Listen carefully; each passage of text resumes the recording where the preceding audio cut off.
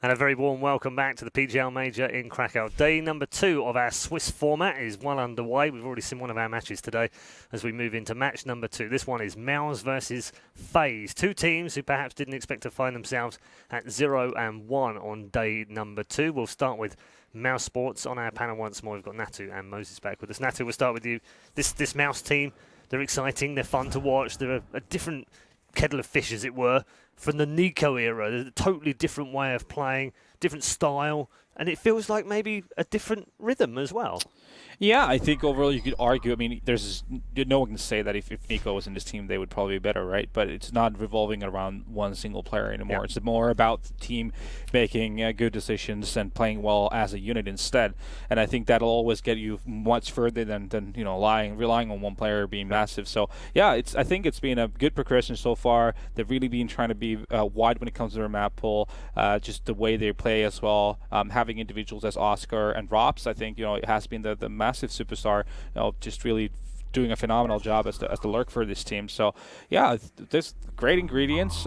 Surprised how well Chris J, as an emotional guy, has actually adopted that in-game leading role as well. Relatively calm. Exactly. These days. He used to be the one to be banging keyboards. Yeah. They get really upset when things were not going great for him. So that kind of a personality, and then combining him as an in-game leader seems like a bit of an odd combo. But he's actually done a pretty good job. Although, has to be said, yesterday, a little bit disappointed with the way they were playing against Gambit, against a team who has been struggling recently. Has to be said, they even said themselves they've lost against pretty much everyone in practice and in official games. Coming in, it's a major time once again, and these guys just light up and start playing a very, very different style of Counter-Strike altogether. So, yeah, it's really hard in the major sense to see where this mousesports team lie. Yeah, they've got some bright stars in there, some bright lights shining, and Rops has been one of those mentioned as the youngest player to play at a major. And he seemed to have settled in okay yesterday. There didn't seem to be that many nerves for such a young guy playing his first major. No, but he's got a cool story of how he even gets to the professional division, starting out in FPL, rising through those ranks, being accused of cheating by most of the pros who also play in that, and then having to compete at Face It Studios in order to vindicate himself and in order to make this pickup seem he's in a good group of players. I remember JW back in the day, same thing. So listen, it happens. Right? It happens to most players who come up through the ranks at some point. But that's not like the big portion of the deal. But the fact is, as a guy coming into this, the majority of the pressure gets put on when you're just like, oh my God, now look at all these eyes on me. Well, he's had all those eyes on him for some time. So yeah, that's probably going to help with nerves a little bit. But for me, yes, he's a big portion of this team. Dennis is as well, but the tough part is this team we saw yesterday against Gambit really, really relying on the double ops on both sides of the map, on the T side and on the CT side. And when they don't produce, especially on the T side, then it becomes dangerous because you're putting yourself into that very sketchy economic position where it's an expensive setup to keep running. Even if you just lose one of them, all of a sudden it's taken away from you. So there's that aspect of it. And then if they're just not ringing true, that's a lot of investment, a lot of in terms of money and who's getting the priority of their positions and where they're playing. That's going to waste. That's not getting you anything. So that's kind of the tough part for mousesports. But Oscar's been playing great with the AWP. Chris J as well has a big upswing in it. I'm hoping yesterday was just kind of a one-off, but this team's certainly got a lot of dynamic players to it if you include Dennis and Rops as these AK-40s, these riflers that have been so impactful. Switching our attention to FaZe now, too. They're again, a frustrating team in many ways to watch because in more ways, perhaps, than mousesports, you look at this team and you think, wow, this team has firepower, it has class, it has experience, it has youth and vigour and all the things you need to be a world champion team. And yet, just lately, that doesn't feel like things are working in their favour. Poor display at Cologne by their own high standards, of course. 6 months ago, we would have said it was a great performance, but now we understand that this is a championship winning team. Just made the semi-finals. Right, exactly. And we look at it as a disappointing thing. So expectation is much higher, for sure. But yesterday, only getting to semifinals calls Fnatic to disband, so, be careful with that. That's true. That's true, yeah. But yesterday, again, not the team we thought we were going to... I mean, this is a team we've put in the top 3, very clearly in the top 3 in the world. For a reason. I feel like, they, in a sense, it seems like when they first started playing with Nico, they had 3 days to practice going to Katowice, and they were playing such a vanilla style of Counter-Strike and just relying on the pure skill and their individuals' understanding of how to play the team play kind of way of Counter-Strike, and that really worked well. There's a lot of three-manning, to a certain part of the map, wolf packing, if you will, and they just trade off really well. And then just once they found a weakness, once they got the numbers advantage in their favor, they just hit a bomb site and then be really good at the after plan situations. Whereas now it might be a case of them, obviously trying to expand the way of them playing from a tactical point of view. But I think the big issue, especially yesterday, was just pure arrogance, because they were overcommitting to situations before they really had to. I said it in the show today, how they are really good at being intuitive and like finding gaps, but in that situation they were just prematurely attacking into the bomb sites when they could have just waited for the situation to unfold before making plays. You had Nico on the B bomb site, 7 seconds left on the clock, he's committing to a duel against 3 players, even if he could have just stayed in the bomb site. These kind of little things, when they can start building up, is a massive issue. So it's really hard to say if it's about them individually being arrogant, as we've been saying, or is what's going on there. Yeah, I mean, they definitely, you're exactly, they played situations so poorly yesterday. I don't care who you're playing against. If you play them that badly, you're probably going to get beat, and you're going to put yourself in a situation where you can't get beat. Yeah, you definitely should be. So, I mean, good on Big for punishing that. But the other thing we have to think about with this team as well, one of the first big strengths that they had when they came out in Katowice and the ensuing tournaments was how good they are in low buy and force buy situations, how good they are when they have deagles, how good they are when their opponents don't have all the rifles you need. And one of the major problems they had yesterday was even in rounds they're losing, they weren't finding kills. They were like, only getting one person down. They were allowing the economy on Big was built up so very far. They never had one of those scenarios. That's a great area of the game in which this team can thrive and has a huge advantage when they're playing with deagles against opponents that have like SMGs and are forced to do it or forced to lose some nades because of their economy. And FaZe never got their opponents in that kind of a situation. So there's a big advantage missing right now. That being said, you don't necessarily want to be in that situation where you're buying deagles against those things, but you have to be able to grind the economy down to make those buys that much more dangerous, to keep your opponents on that reset level. That's where they punished teams in the past, was always having a team at that reset. So no matter how bad the score was, even if they're down 6 rounds, as soon as they just win 1, the economy resets. All right, let's get into the bans right now. Mouse are going to be the first team to ban 2. They've gone with Overpass and Mirage. Yeah, that's no surprises there whatsoever. Overpass is a pretty big ban. I'm imagining Cash is going to come out. Cobble obviously is a big ban for FaZe as well. So you imagine those. I think this is going to go towards a Trainer Inferno. I have to imagine FaZe, after getting beat on Nuke by these guys, they're going to take that out at some point. And I could really see this being like a Train. I think that'd be a very cool match. Do you want to do a new test of your logo skill? I absolutely do not. All right, that's Cobble and Inferno removed. Inferno, yeah. Well, there goes Inferno. Going well. And Nuke. Yeah, so it's down to Train and... Cash. Yeah. Trainer Cash. That would be kind of cool. FaZe tried to put Cash into their map pool, back in Kiev when they won that, and it wasn't always looking great. It was a little bit suspect in the group stage. Really like that as well. Yeah, well, it's historically been a great map of theirs. I'm not sure. I don't think they're not that great on it at the moment with this lineup. They've only won 1 match out of 3, so I think this is going to go towards Train. And there it is. It is Train. That's going to be. I think this is an exciting match for sure, because FaZe is very, very good on this, and you think, who's good on this map individually. We talked about yesterday. Alu is very good on Inferno. This is always a map Rain has been phenomenal on, and if you're going to have a map that Rain feels comfortable on, that's scary. And Karrigan. He's individually speaking, and from a tactical perspective, he's always had a knack for this map. And I remember when he was in TSM, he came out with a lot of cool stuff. For example, faking smokes with decoys, kind of stuff. He'd throw decoys as smokes to yard, and then hit a B bombs straight away. So this is definitely a map that has. It's a very comfortable one for FaZe. It's a big test for mousesports, because this is a pretty new addition to their map pool. They didn't have any train matches played with this lineup prior to the major qualifier. So this is going to be something where we're going to have to see what exactly they have planned, how good they. Now they are 2-0 on it against Fnatic and Godsent, but still, I mean, it's a very small sample size, and that's definitely not the test of time with that map. They're probably just going for some relief at the moment, because the other 2 are sat at their desks ready to go. Kiyoshima and Nico both at their desks waiting to play, but I'm sure we'll be a few minutes away and then we'll be underway. It does give us a chance to talk about the change in the styles over the last few years, in particular, of the in-game leaders. In the past, Jason, it was always expected that they're going to underperform in the game. They might not get many frags. They might not be in the right positions at the right times, but they're going to be there. They're calling the shots. They're telling their team where to go and how they're going to do things. So that seems to have evolved heavily now. You've got a player like Carrigan who can put up numbers on the board as well as in-game lead. That seems to be a popular route now for in-game leaders. Yeah, well, I think there's a couple things. I think one, we went through that change in the meta where teams like were a little bit looser in their playstyle, not as tactical as we're starting to see come back into popularity now. So when you play that looser style, obviously you don't have as much of an iron grip, so you're not micromanaging as much. So it allows the in-game leaders to be a little bit more fraggers. And the other kind of change that's kind of causing that, I think, is the fact that I think teams that are that tactical and that strategic realize now how much time you have to put in to make them work.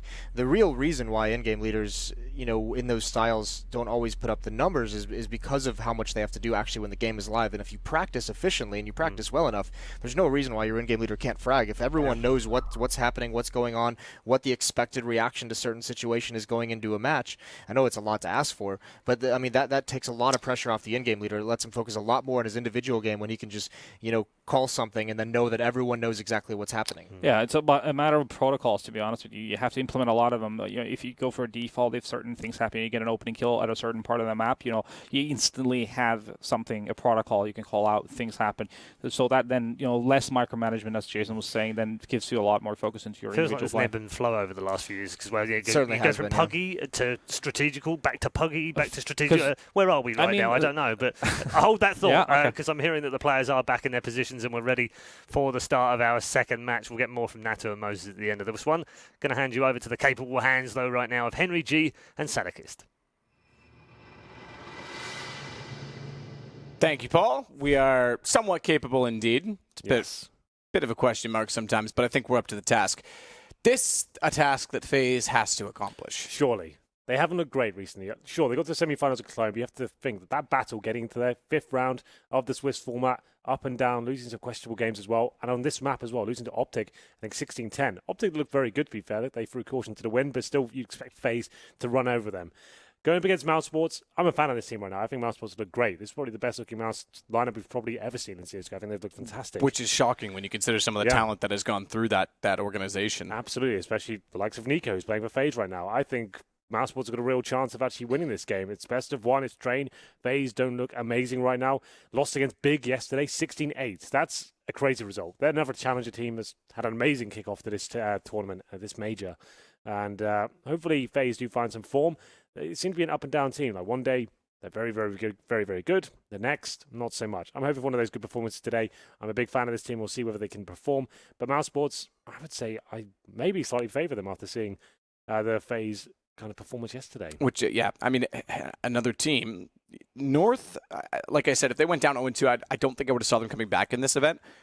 FaZe, I still can, but the way that they played in Cologne, if they do go down 0-2 here, I'd have my serious doubts. That would suggest slump more than just, 2 unlucky breaks. That whole Cologne tournament, they went out in a semifinal, but it was a struggle to get that far. Remember, they went 3-2 in the Swiss system. It took them the last chance to get through. Well, there's Carrigan on his screens right now, the mastermind behind FaZe. I'm expecting some pretty standard stuff, and then they like to run the defaults. They've got some very good executions. They've got great fakes as well of Carrigan focusing towards that Ivy area.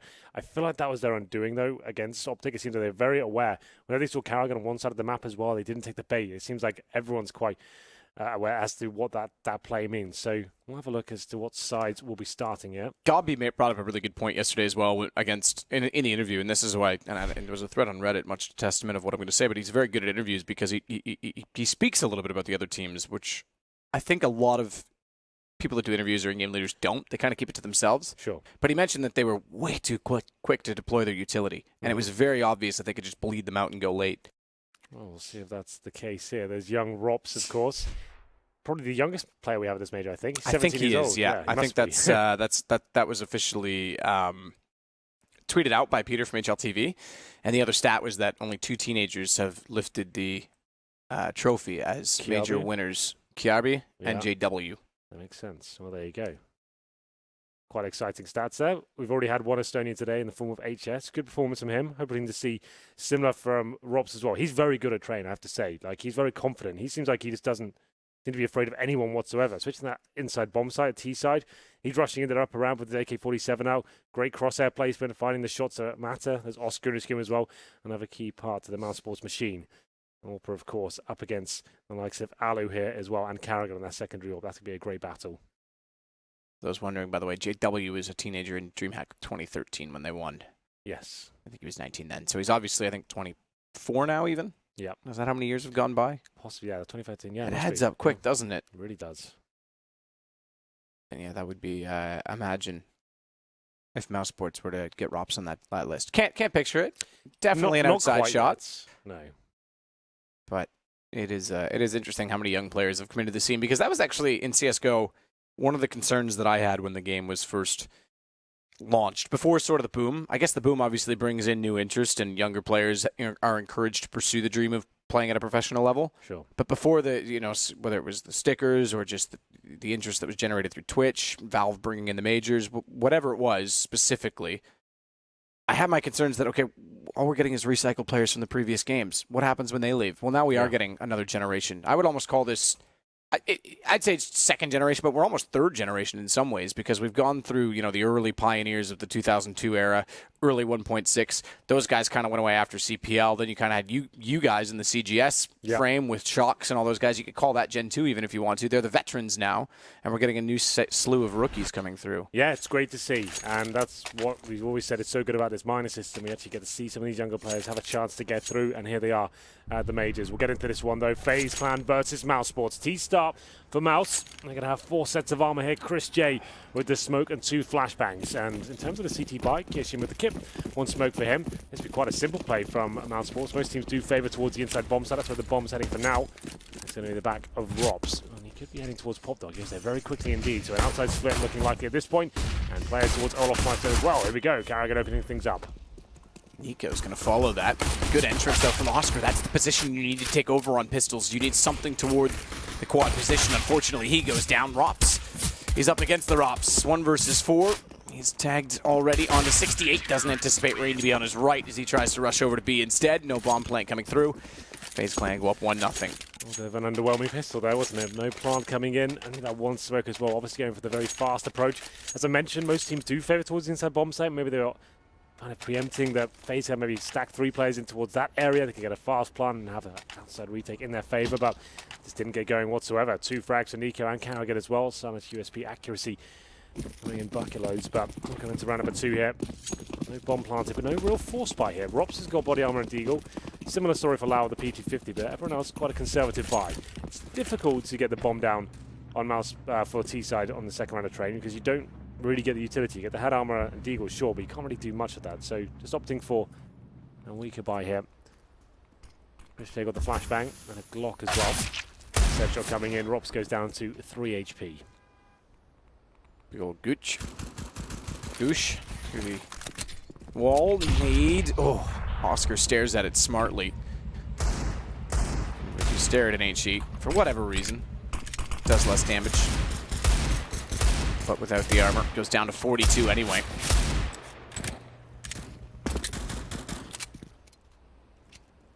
Certainly limiting mousesports' entry. Yeah. You'd feel like Rops would give up his deagle this one, considering he's got 3 HP.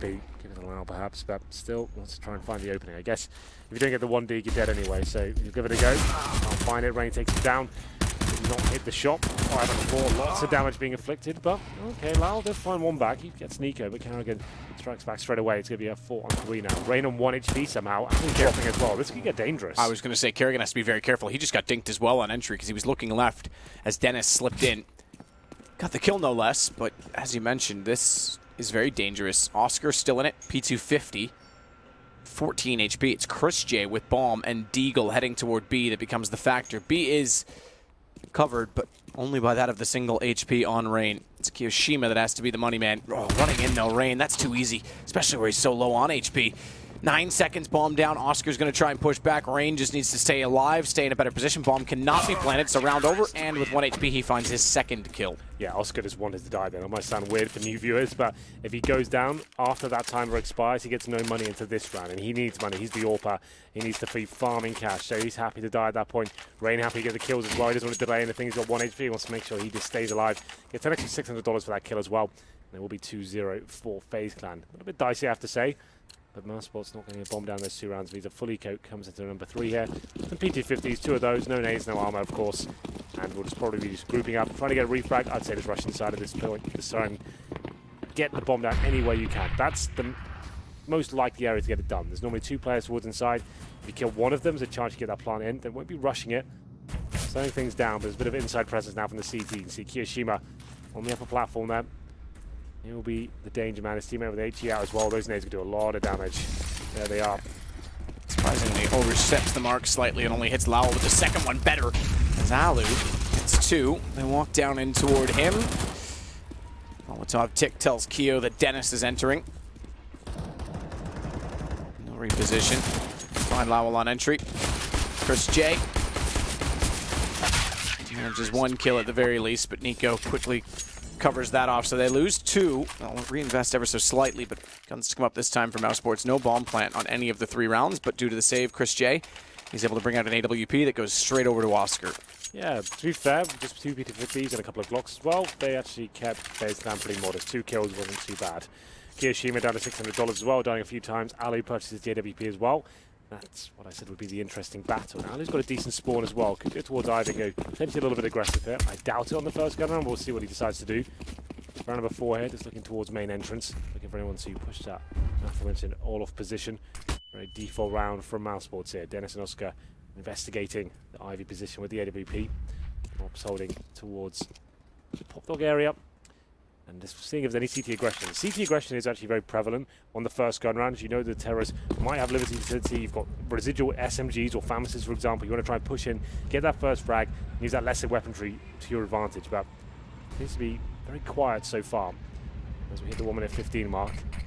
Variation of the run boost in that they did it from more of a distance so that Oscar, as he was descending from the apex, could actually look down the tunnel and get positioned with the AWP. Now they're going to go for a boost on server, which Kerrigan has no read against due to the smoke. Very clever. Chris J's found Rain as well, so they've opened up some access to the site from both Ivy and A-Main. They're going to work in from Pop Dog as well. 3-pronged approach, but Alu doesn't care how many prongs there is. He's still going to fork them up as Lowell does respond at least with the trade immediately. Oscar takes down Nico right away.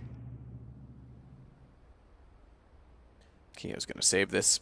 Yeah, not really much he can do with this situation. Nice work there from Oscar. A couple of frags with the AWP. Here's Shima in towards CT spawn, hoping someone pushes into his crosshair and he can find that opening frag, but not going to be happening just yet. The bomb we planted, that suggests the round is over now. No kit, no nades to work with. He's going to have a decent position in towards CT steps. Maybe to find a kill or 2, but that gives him away. And now, operation just to try and stay alive the best he can. Money won't be fantastic. As I said, those couple of kills they got with the Glocks and the PT-50s in previous rounds have kept FaZe pretty modest here. Kiyoshima finds Dennis, and every kill they lose as well is actually pretty valuable for the FaZe side. I stand corrected, by the way. I knew there was another one on the list. Kierby was the 3rd added teenage winner. It was JW and the White Death, as wrote me himself, Bialy won with Virtus Pro in Katowice. He was still a young bloke. I'm sorry, Bialy. I forgot about you. So we're saying 3 now. There was 3 teenage winners. Is that confirmed? Or that is definitely confirmed. I remember the tweet having 3 names in it. That's the 3 names. Well, there we go. Bialy, congratulations. Round number 5. Round number 5, mousesports pick up their first one off the back of the nice picks from Oscar. As I said, FaZe will be limited to going to round number 5 here. 5-7's Kiyoshima, Alu, Beagle as well. Nico's got the AWP, surprising enough. I think that'll be thrown over to Alu, but Nico's certainly a professional AWPer in his own right. He'll be holding towards Ivy this time. Flashbang comes in, takes the shot, gives it away. And he's got the AWP at least, and he'll have to reposition now. That's what most AWPers would do. And Chris J finding the first pick, takes down Rain. That will suggest they can slow right down now. Don't have to do anything. Wait for the reaction from the CTs, especially when they've only got these pistols as well. See if anyone walks into their crosses. They will be investigating towards Ivy here. It's been an overcommitment, but Oscar, he doesn't care. Finds the first shot, Nico striking back. With authority. Close range. The primary AWP wins the battle. Oscar takes Nico down at Ivy. Chris onto Alu means that Romps can walk in with bomb. It's down to Kiyoshima again this time. No sense the save. It's just a 5-7 armor as well, but better to try and get an exit, pick up a gun, or at least do economic damage where available or applicable. Chris is going to watch the inside of the smoke to make sure that there's no one pushing around it. Kiyoshima is going to try and cleverly wait the smoke to dissolve and give him an angle. He may have actually just gone by when Chris wasn't able to see into the corner. No kit, no ninja. We won't give that an idea. No. especially not at this point as well. But another nice round there from mousesports. Taking down the Orpra, Side Ali battling, making sure they get the refrags as well. Chris J with 2, Oscar with 2 once again. That Orp, he's having a great game so far. The rounds they're winning, he's finding opening frags, and that's what you want from your AWP star as well. He has those games where he drops off significantly, but this doesn't seem to be the case so far. Looking quite confident with himself. There he is on the screen with Nico as well. That should take him down. This could be 3-2. It has to be Nico here for FaZe, so what's the play? Kiyoshima saves his 5-7 on body armor, but his teammates can't really join him with that sort of investment. They're currently at the second stage loss bonus, meaning they get $1,900 per player, which is pretty much all they've got to work with here. Here's Oscar taking down Nico. That's a very nice close range shot. Risky, but confident, I have to say. Nothing purchased apart from the saved weapon. One flashbang for Kyo. Stacking towards outside. He'll be by himself towards inner. Can't imagine a world where mousesports give this round away, considering they're up against the default USPs, but we'll see. Stranger things have happened. AK's holding up in the default for now. Waiting for that first pick to come in, taking considerable damage, and Nico somehow out-duels Dennis. How did he get taken down at that range by the USP? Well, ask not why. But what does it affect? Molotov, I got it. I thought the Molotov actually hit immediately and killed. The kill. Yeah, I was like, what was that? But it's actually from Pop Dog that Lowell got the shot on top of the train. Brings it level. Still a good position for Alley. They didn't anticipate 2 to be up. Surprised Lowell actually didn't see it when he peeked out the first time. He must have just saw it at the backside of the further behind player. Never went far enough to see both. But Rain inside of the smoke wants to deny plant. That's all he's hoping to get. Lowell oversteps. Oh, he dinks him but can't get the final kill with the USP against Armor. If he'd found that, picked up the gun, it may have been a better situation than trying to just deny the plant in a futile attempt to win the round. But it goes 3-3. Good response from mousesports. Yeah, not too bad at all. It's actually going to be 3 rounds in a row. Looking very confident at this point as well. No AWP available for FaZe still. That's a big problem for them. No kits from what I can see either. Alu can just about buy one, but he wants to keep his money a bit stronger. It's $400 to bring one of those diffuse kits out. So the final buy comes in. No head armor, not a huge deal against the AKs. No incendiaries, that's actually quite a bit of an issue. No diffuse kits as well. I'm a little bit worried for FaZe. I'd say you want to be bringing one of those rounds when you push towards lower ramp, investigate towards Ivy, trying to get the first frag in your favor. They won't be able to hold off a full default here. Maybe not even execution. This is looking much faster. Look at Oscar.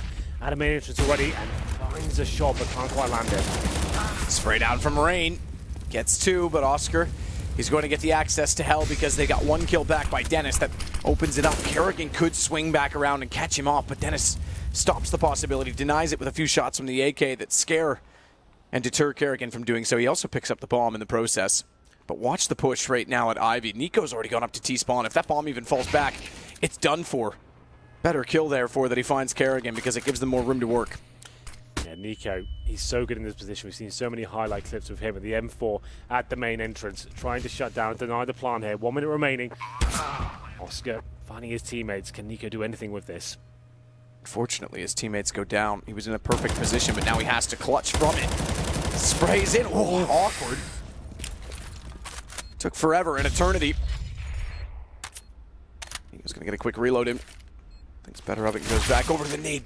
Tagged up, 31. Spots up exactly where Rops is playing from his Alu. Follows in, but Rops, he's got the first kill already. Flash bounces off the E-box and goes backwards, but it forces Alu to turn, and he picks the round. 4 in a row for mousesports. I told you Rob's to be delivering this game. Looking very confident once again. Up against some of the world's best there. Out-dueling Nico with the AK-47 as well. And knew what he had to do to win that round as he finishes it off towards the outside bomb side there.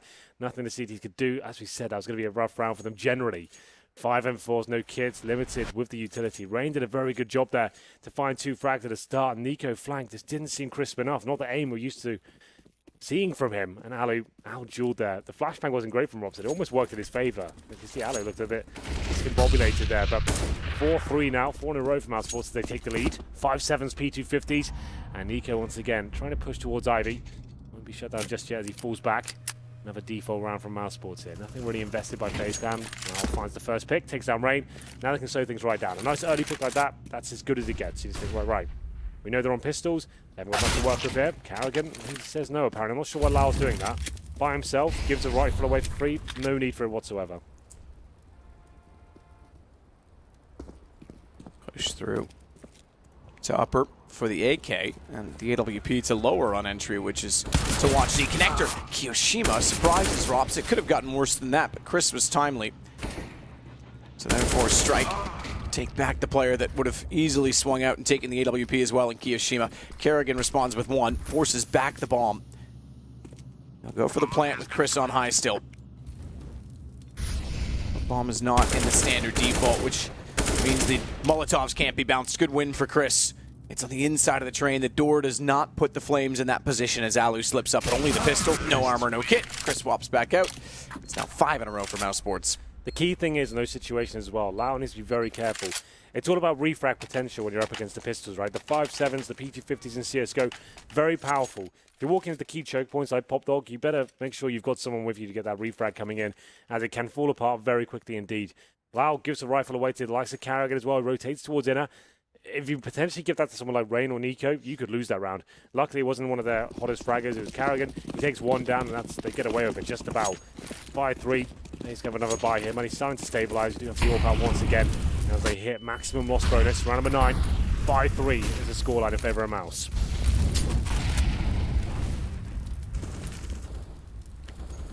So Rops to the upper position this time on the AK. This is where he's so good. I said his confidence is so key here. Just watch this play. He'll walk in and find headshots all day long. Lowell's directly behind him as well, so there's a trade. That's an easy shot. Doesn't go for the tap spray. Instead, Nico gets him in return. But I don't know that Nico would have spotted Lowell. He certainly will know with the Molotov being thrown. And he gets himself in a better position. Flash high. Tap of the bomb coming in behind him from Chris J. Manages to put it down, drop in. Does he just spray it? Does he just go for the tanker hold? Because Nico's slipping up. A jump. Lowell's not going to hear it. He slips in behind, but he's below. He's looking above his head. The positioning of Lowell prevails, and he finds Kerrigan as well. It's down to Alu. 1 versus 3. WP missing a first shot. Just going to easily give him up to Dennis, and his teammates know it. They're not going to repeat. He easily walks in to take him down. 6 now for mousesports against FaZe Clan on train. Yeah, CT side as well. They said on the desk that they've played it a few times. They've got wins recently against Godsent. I can't remember who the second one was. Don't quote me on it, but going against FaZe is a whole different beast. Well, right now they're controlling it. That was the round I was waiting for. There's one of those looser calls where Rob says, I want to walk into the inside bomb site. It's a position where you'll commonly find one CT waiting by himself as well. Once you've ascertained that information, you've showed enough presence outside in the earlier stages of the half. Go towards inner, walk out upper ramp. It's a very uncommon play, but players like Robs, great aimers, very confident, walk in, find that first headshot, and it's a complete nightmare for the CTs to deal with then. Molotov's already dropped towards connector, smokes deployed, bombs going down, and it's really difficult to contain, and this was the key play from Lowell as well. Missed a couple of shots in the first entry, but then makes up for it there. Nico and Carrigan going down, that's round over. And just to note as well, you can see on the minimap at the top left there, Dennis came all the way from Ivy, the long con. It could have been a bit of a blunder, but actually times it to perfection, gets the final kill. We go to round number 10. This has to be a partial buy from FaZe, like we said, maximum loss bonus. After going 3-0 up, they've lost 6 rounds in a row, so they get $3,400 per player. I love this. I love that boost.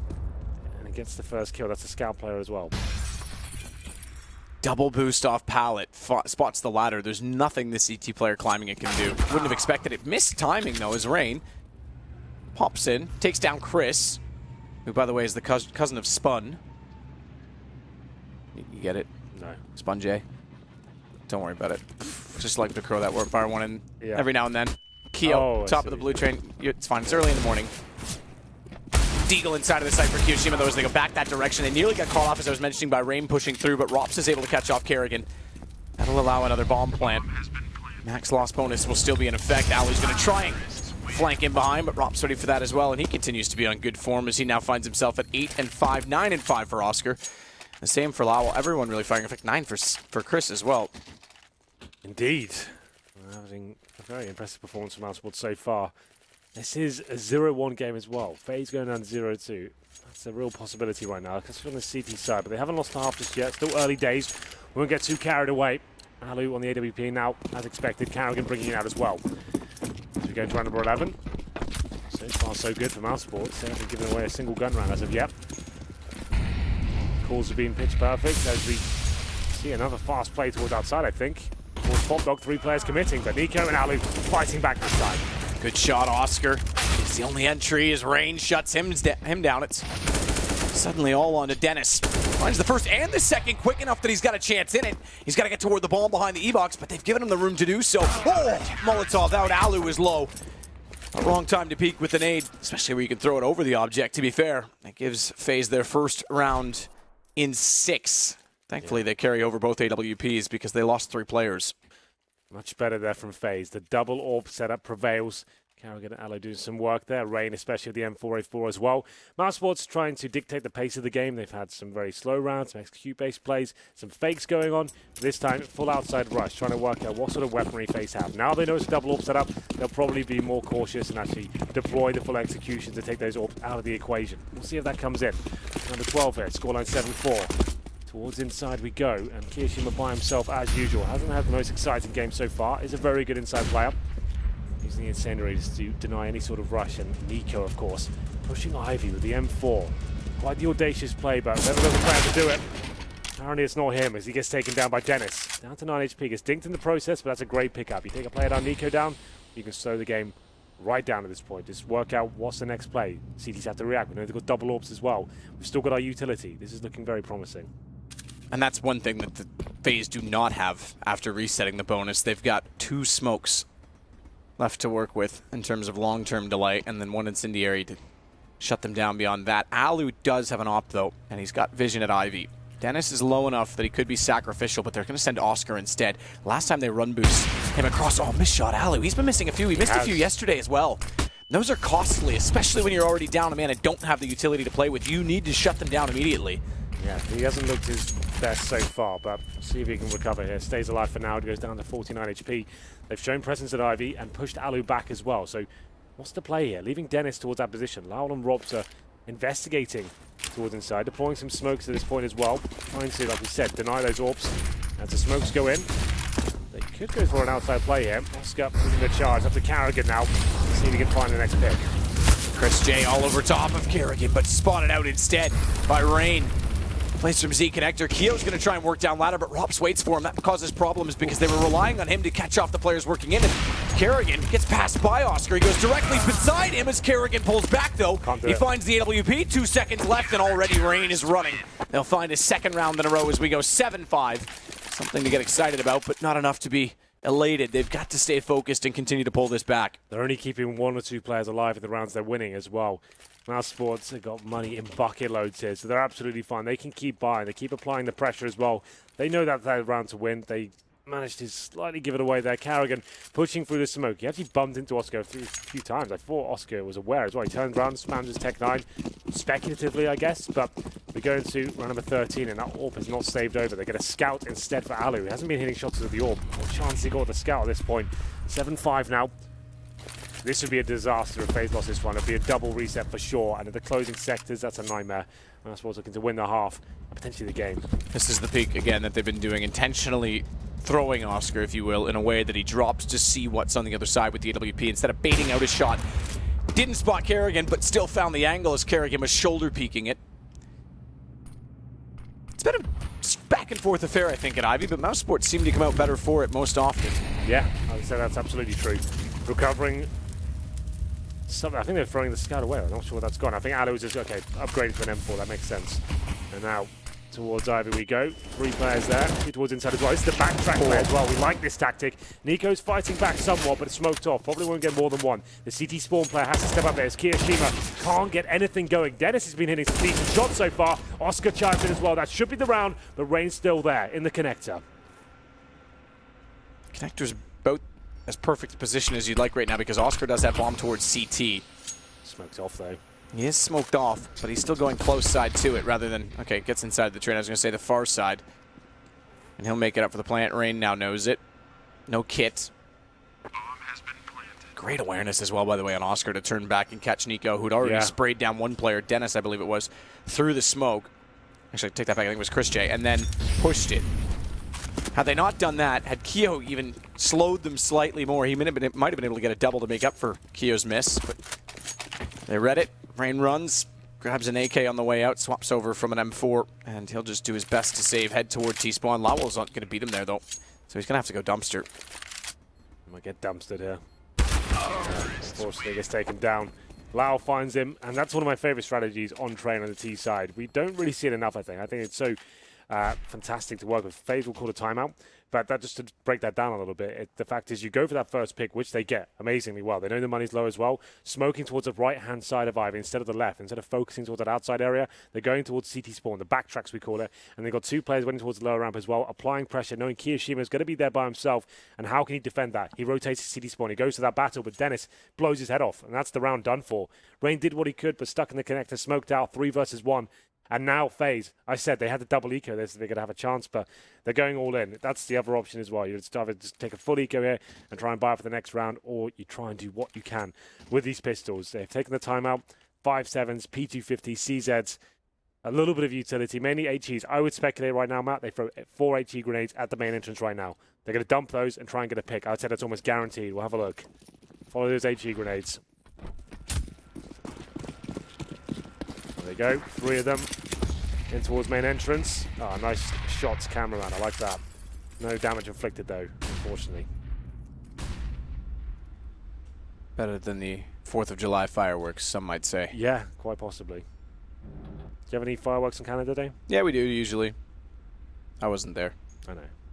This year was the 150th, so it was rather big.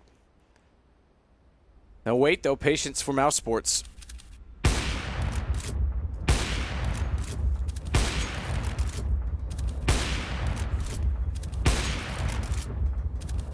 Oscar just hoping someone's inside of him. He's put about a body width between each shot, so no matter where they were standing, he might catch one off. They are slowly going in that direction. As you said, all in from FaZe.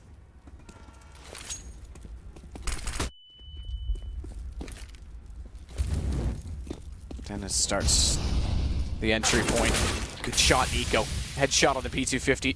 No one to trade it. Gun is down. It's tempting. Chris is going to try and hold it. They push in, both walk in, and somehow get away with it. On top of that, Rain's found a kill on Lowell, so we're not out of the woods just yet, as Oscar's suddenly in a 1 versus 3 AWP. The all-in play might work.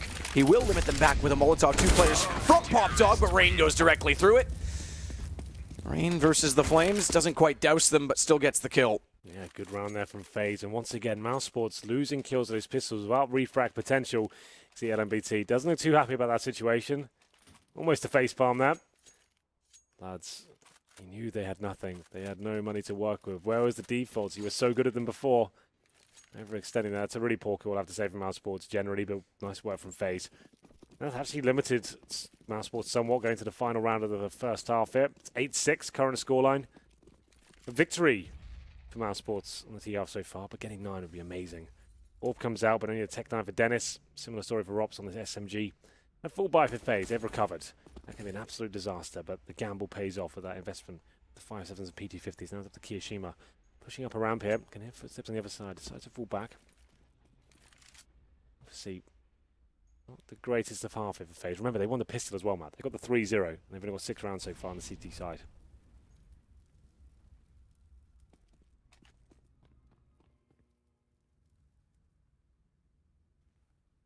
Not something you see from FaZe commonly.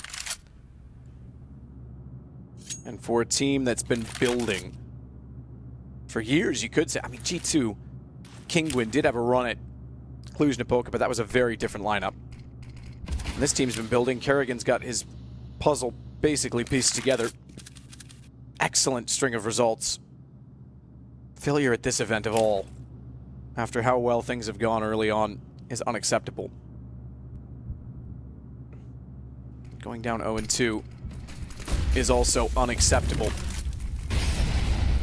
As you say, chance to go for 9 for mousesports. Alu, AWP can't quite see through the smoke from just the Molotovs. Switches the guns at the wrong time, but a small angle for Lowell still makes it work, followed by Rain. Good trade back, better hold from Oscar. Just before the smoke was deployed as well, so they've got post-plant covered with a man advantage. It's in default. There's no Molotovs, and a good kill from Nico on Dennis means they can get closer. They do, however, have the high ground. Kerrigan's on 20. He's gone to the AK. He'll get on it immediately. Quick tap, rather, to try and pull them out and see where they are. Smart that he taps it as well, because Nade would have killed him. He stays on 8. Nico holds the first shot, still looking at the high ground. Nico steps up, better late than never, and they'll go 8-7, so at least pulling something back in the half. Yeah, wasn't the best half from FaZe Clan there, but towards the end, much better. In the last 5, they got 4 of them, so not all was lost. Great half from mousesports generally, after losing the pistol as well, having a string of 6 rounds, I think actually 7 rounds in a row in the mid stages there, so that was very, very good from them. Controlling the money of FaZe every round they won, they would shut it down, and FaZe looked out of their depth of points as well, especially the likes of Alu. He seemed almost non-existent in the stage as well. Kirishima as well, it's a bit more forgiving for him. He's playing anchor, B bomb site, lots of rotations towards outside, but Alu, he gets, what, like 9 frags? Sure, that sounds okay, but for him, on an AWP map, you feel like he should be posting big numbers there. Haven't seen too much from him yet, but still, win the pistol right back into this one. FaZe on the T side now. 3 sets of armor, 2 smokes and a Molotov. That suggests they will go inside indeed. Smoke towards that lower ramp, maybe towards upper as well. Molotov the connector. And we'll see where that comes in. Actually opting for Pop Dog here. A fast outside split as well, it seems as well. We'll get into it. Rain taking that low, good shot. Glock at range. It's a response though. He found the first pick ahead of time. Chris J falling and the bomb going down. It's advantage to FaZe. Tapping away as well. Rops, he gets him to 14, but the last shot is the last laugh, and Rops gets it. USB from range finds the headshot. Bomb continues to tick away. The kit's in the hands of Dennis. And everyone, look at the amount of red right now on the CT side. Gets hit around the same time and same damage, but still they're holding on. Rops swings to find Alu. Nico's got to get aggressive, but he's not aggressive enough. Already Dennis has got the defuse. As mentioned, he had the kit, so Nico gets the kills. That's all good and well. They get a bomb plant down. He'll have money. The question is, do they force now or wait one more? They could force now. With him getting those 3 frags at the end, he can drop an AK-47 for his teammates. They could buy up armor. Same story for Rain as well. Can drop an AK. They have Tech 9s, 2 AKs, armor. It's certainly an option, but that is a high-risk play. The other option, of course, is to force up AKs in the 3rd round. That's more conventional. And it looks like that's the option to go for. No exciting gambles at this point. You almost wonder, with the 4 timeouts, is it worth it to call a timeout then to make the team think you're going to force buy and then just rush with the pistols? Yeah. Because then they would be sitting back and you'd easily get another bomb plant. Yeah, that's not a bad idea at all. Tactical timeouts in more ways than one. Yeah. I mean, Kerrigan's kind of known, well, he's known for some BM timeouts too, but for being quite clever with timeout usage. Yeah, it's always a risk. And it's one that probably could have paid off here, but not meant to be. Robs should find a few frags here. There's 3. That's quite nice. 4 in total, and the ace. Yeah. Won't get too excited considering that he's got Glocks, but still very... I will. You will. I like yelling. You're allowed to. Thank you.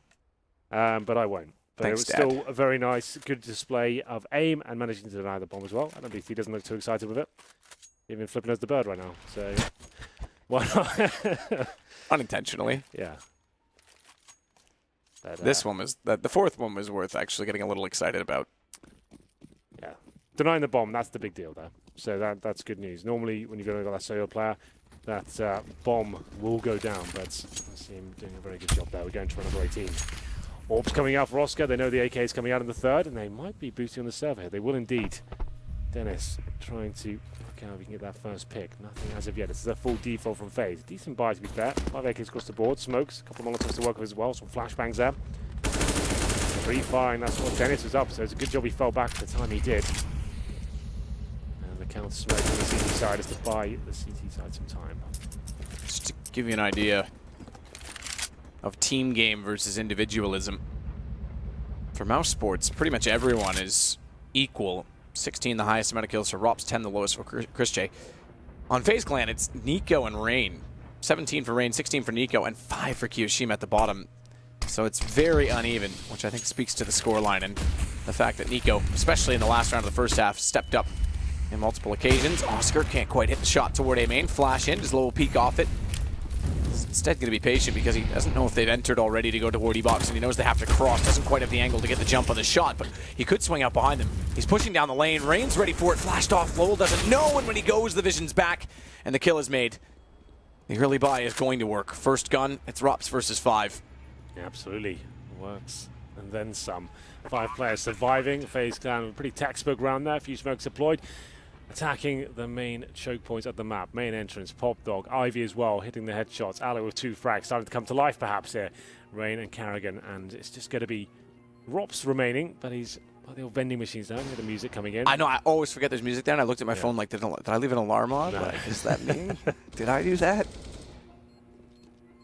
I think the most memorable music, even though it's not a commonly played map. Inferno? What? Yeah, okay, maybe. I was going to say Italy. Yeah. Because it's everywhere. That guy singing opera. Like when we've seen those Thorin Chronicles bits, for some reason I just keep expecting to hear the Inferno music in the background. Like that would make sense to me. Like we're looking at that video. I think that's the music that stands out for me most. Well, that's where he's sitting, is actually in the vault. Yeah, exactly. So I was expecting to hear it playing in the background. That would have been perfect. But no, not yet. We're going to, I guess I was removed for this version of Inferno, wasn't I? I don't seem to remember it when I've played it or heard it. Good point, actually. I don't know if it's in this version or not. It's not something I like, No, I'm always search for. It's like the Spanish look guitar for. that was at the T-spawn. Yeah, it doesn't seem to be there anymore. Anyway. The bells aren't there either. That's true. What a tragedy. Yeah. There's an homage. Yeah, the little chalk drawing. Well, for now, mousesports saving the M4 are down to an eco. Had some tight rounds and FaZe should better get back into this now. Aloe starting to hit some decent AWP shots now. Takes down Oscar. Any other pistols? Rops towards inner. Trying to answer back with his M4A4, but nothing to find just yet. It's going to be up to Nico with the one tap. That's quite lovely. I'll take that. But Dennis was going to strike back, but Carrigan's got his teammate covered. Thankfully. Using the buddy system, we call that. It's true. Never go home alone at night. Well, does get one back to grab an AK-47. M4 for Rops. Potential for save written on it. Minute. Or I guess if you want to be technical, bomb time to do so. Won't quite be a full minute. But that's the intended goal at this point in time. Lowell's got to be a little bit careful. Player at A main, he could be pushed, but we get to listen to the song again, Henry.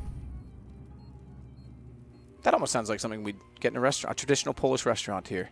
Yeah, I agree. Well, mousesports do manage to recover an AK-47. That's in the hands of Lau for now.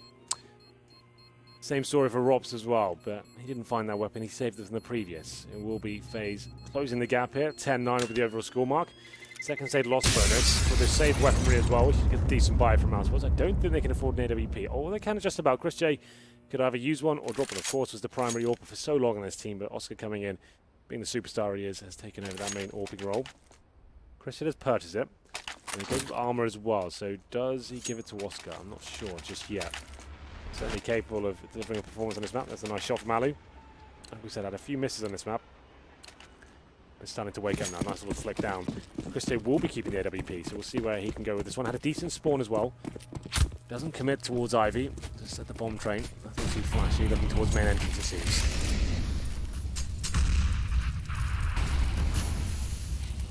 All aggressive toward the E-box.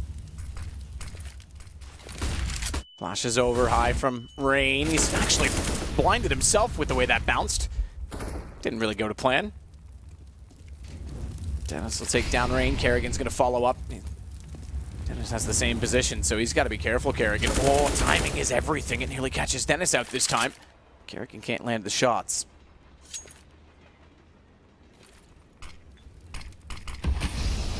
Dennis is going to get closer as well with the smoke. He knows what Carrigan's up to. He knows where he's playing. Death from above.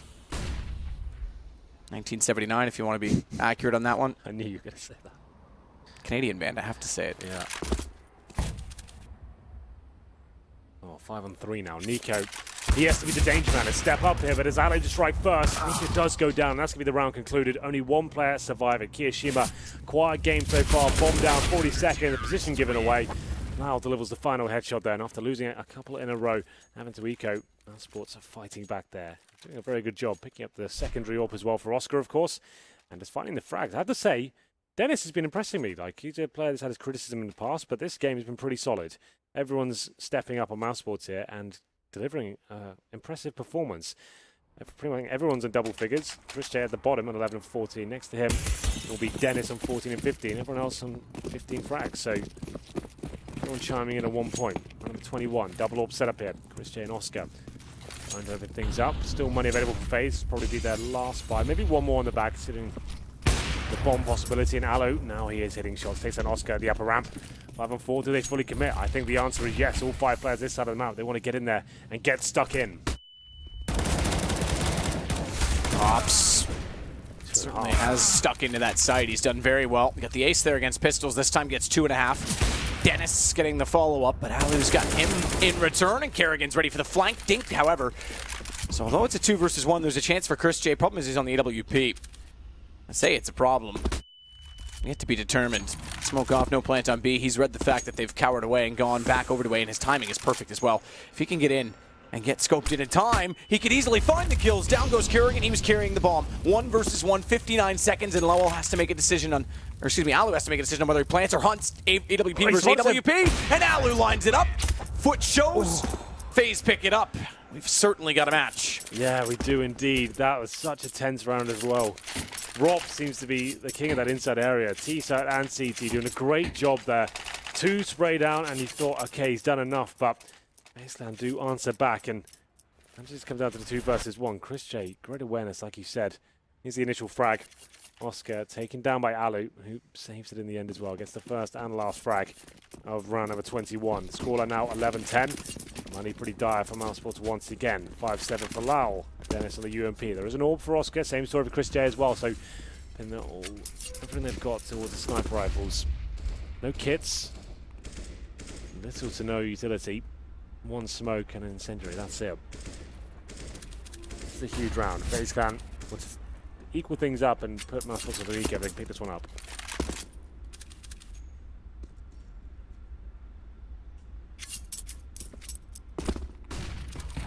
Shin will push Alu back. They're going to pursue. He can't hit, and no one on his heels to trade immediately. Nico can't save his friend. It seemed like he was in a position to do so. I guess he was hoping he would overextend and try and pick up the weapon, but he actually just gets away after picking up the free frag on Alu there. 5-on-4. That's just what they needed, especially the pistol. It's going to be sacrificial in that sense. Not a huge deal if it goes down. He finds the frag. That's amazing. And Oscar could find the second hit. Amazing. Takes down Kiyoshima as well by himself. 5-on-3. Nightmare situation now for FaZe.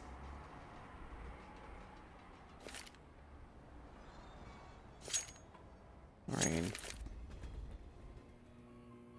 Back around toward Pop Dog. Molotov down to clear. Thinks better of it and decides to take a brawl straight up. No one down there. Little does he know. But he'll have heard the drop outside. Lowell from E-Box as Rain approaches closer and closer. Wide angle. Chris J hits Nico. Follow up from Rain. Now the peek from Lowell. He can't quite get the shot. He's shoulder baiting it back and forth though, and they bait Rain into a pretty well established crossfire. Mouse pick up a 2-point lead, or rather regain a 2-point lead. Very good work from the CTs there. Up against it, went for the double AWP setup, forced around that with SMGs, pistols as well. Key frag towards main entrance, finding Alu, who's been a thorn in their side in the second half. He's looked much better, I have to say. Opening picks aplenty, and once he was taken down, it funneled everyone towards inside. And you know what? That's what Oscar's waiting with that secondary AWP. Hits the shop, and a 5-on-3 comes in. Funnels him once again towards outer. And at that point, nothing really they could do. FaZe are out of it. It has to be a full eco here. Looking very likely to be 13-10 in favour of mousesports. Plenty of money to work with here as well. They win this round, so it is looking very good for them. FaZe land 0-2 in the major. Sure, talk about all the success you won at the previous events, but this is the one everyone cares about. This is what everyone aspires to win. This tournament would be such a tricky situation to get out of so early on.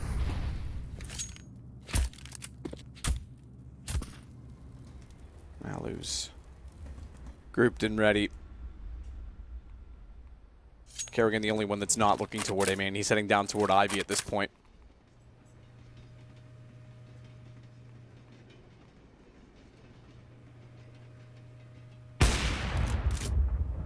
Decent shot, Chris, but no land. Certainly sends loud warning to Kerrigan that I probably with the pistol shouldn't go toward Ivy.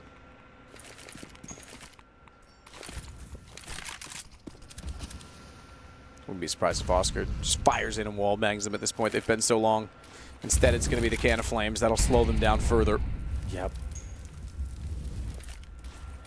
And all roads at this point lead to A.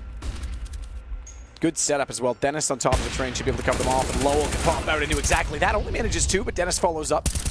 As does Oscar. No chance to get a bomb plant from FaZe. No chance at all. There it is, 13-10. You do have money to buy for FaZe Clan here. That was a full eco, as you can see. Their attempts to go outside thwarted there by the Flames, and 30 seconds remaining. It's grouping up. Given the easy spray down, as we did say as well, mousesports with reasonable cash. Not amazing amounts. FaZe Clan win this round. They're right back into this game, but you can see Carrigan. He's got the Tech 9, alley down to the Galil as well. I assume Carrigan dropped an AK-47, considering he spent $4,700. He wants to give a star, a weapon, potentially Rain or Nico, make sure they're fully equipped. He's happy to take the Tech 9. Normally a player that's faking towards Ivy to show him presence. It's not the fastest around, but Kiyoshima going for the inside presence at the very start. He's got teammates with him as well. Flash is coming in towards the lower ramp. This could be the inside execution here. More smoke towards connector, lower ramp, upper as well. Try and focus on the player Rops, who has been very good in this area, I have to say. We'll see now with the AK-47, can he do even more damage? He's playing a little more of a passive angle this time. He's not quite hugging the inside of the plant position, or default plant position at that. Flames down. He'll be pushed out by an equal Molotov thrown his direction, but he gets up on top of the train. He's done damage to those entering, but he's overlooked the position because they marched through the Flames. And a dance to the gods of fire will allow the kill, but Lowell gets one back bomb, goes down. FaZe will be desperate to hold it. 4 versus 4 in the retake. Dennis starts to work above the tanker, looks down the lane, but Lowell finds Kerrigan instead. That opens up a position for him to jump across, but he jumps into Rain, who's still watching from the hedge, found by Chris. They know where Alu is as well. That's one of 2 found. He's on top of the train. He's on top of it, though, which means the Molotov won't hit it, which means he can re-peek. And in re-peeking, he'll find 2. Oh, took the right target at the start there. Didn't go for the AWPer, and the CT player, Chris J, pulls his pistol out. Can't deny the spray at the Galil there. 13-11. That's quite huge for FaZe.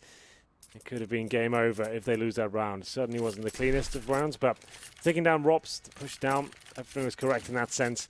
A little bit dicey towards the end there in the 2-on-2 situation, but they pull through. Did say the money for mousesports wasn't in an amazing position, but they will force into this. I've seen the AWPs come out. Famis as well. Let's see what the final verdict is. We still have the $5,700 on Oscar as well. He has not even purchased into this round. So presumably they've taken a pause here. mousesports to work out what the players. Actually, FaZe Clan has called this one. They're third out of the four available.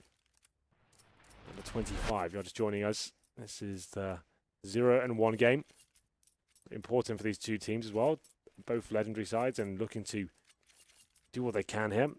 FaZe Clan especially, going down 0-2 in here, that would be a huge deal considering the form we saw in the group stages at Cologne, right? That was when they had to go through the very last round, and it was touch and go considering the way they were playing at that tournament. I said the word slump. That's probably a stronger word than required, but definitely a drop in form. Yeah, I think it was the correct word. Either way, Rain, he gets the first frag there. This is the 4 spy from mousesports, 5-on-4. As we enter number 25 here. No kits available for mousesports, just a note as well, and limited. It's up to Chris J now, the AWP, to try and get them back in this round.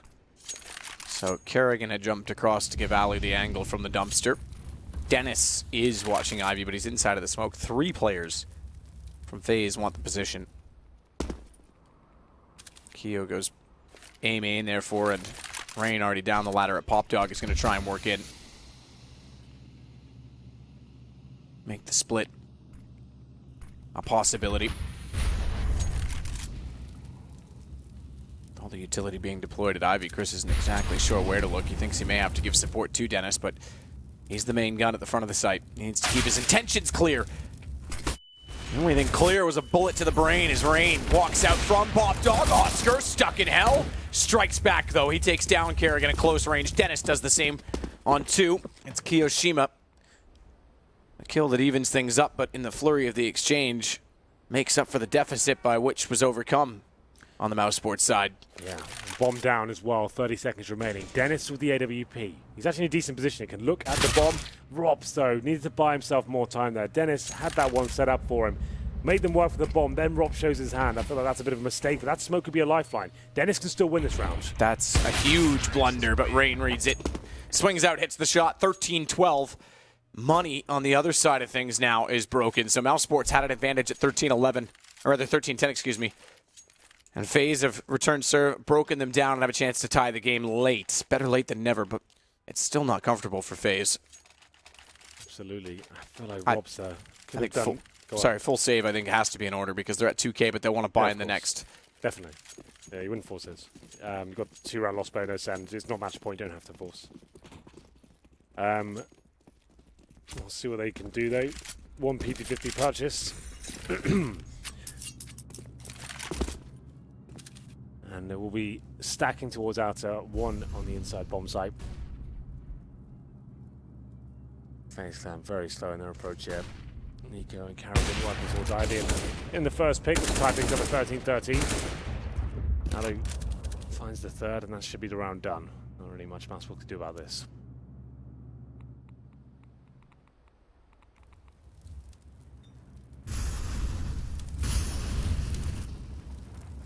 Rob spots an entrance toward E-Box. Nades go down a ladder as well. Lowell gets damaged tremendously by that. AK picked up, bomb down. Chance to do some economic damage at the very least, but they're going to swarm him and win the round either way. They do it without losing anyone further. So now we have our 13-13 scoreline. Guns carried over. Money built for FaZe side. And the full save, as you said, only with 2 rounds. Now the third puts them around the 4K mark on the CT side, which isn't enough for an AWP. No one's got the money for it. Actually, Dennis could, to be fair, but it would be glass cannon. And I think I'd rather have utility this late in the game to slow FaZe. 4K on average per player. They do have 4,900 on Dennis. Could afford to take another eco here. Look at the bigger picture. Get the full buy, the double orbs. That's working very well for them. That does put FaZe kind of touching distance of the victory. It'll be 14-13. Looks like they'll be going all in. Dennis makes the first move. M4's coming out. Oscar down to a UMP here. Keeps his money about the 2K mark. So the AWPers at least, hoping they can pull through with this round with just limited buys. So Chris J saves his money about 3K as well. Buys a 5-7 armor. If they lose this round, they know they can bring the AWPs out into the next. That'll be the final chance for them. But here we go. 2 M4s, make it 3, and a UMP. Do anything special here? Oh, not set it yet as Nico finds the first kill. Very fast approach here from FaZe. Looking to find a second frag. Down goes Lowell, and Kiyoshima gets inside towards Sandwich. Smokes toward Ivy as well for Chris and Dennis to contend with. Chris only on the 5-7. Has 1 of 2 kits. This should be a save. If they want to play the long game and pull themselves back into it, they concede the lead by 1 point to FaZe in doing so. But they'll give themselves a much better chance in the next round. Their only chance, to be honest, in the next round. And they'll spread out as well. That way, if they are found, there's no chance of all of them losing weapons. Indeed. They save the weaponry here with Chris J with money in the bank as well. He can bring out the orb, and I guess this is pretty much like eco in this round. If they can just save these 2 weapons, they'll be, well, should be fine, I should say. The FaZe can take the lead now in a very back and forth game. FaZe not looking to dominate themselves, but Alu, he has been hitting shots in this second half. Finds Chris J. Not a huge deal, only the 5-7. Still limits him. Dennis does manage to stay alive there just about as he finds Nico. It's going to be 14-13 now.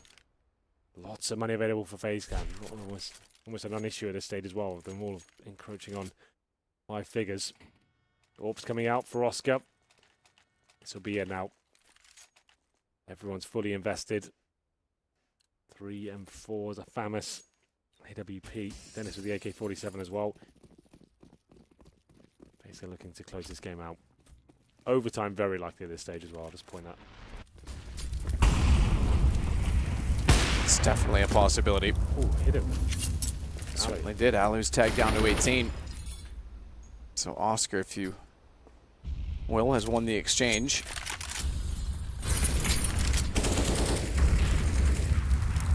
Keo and Nico going to work together at top ladder.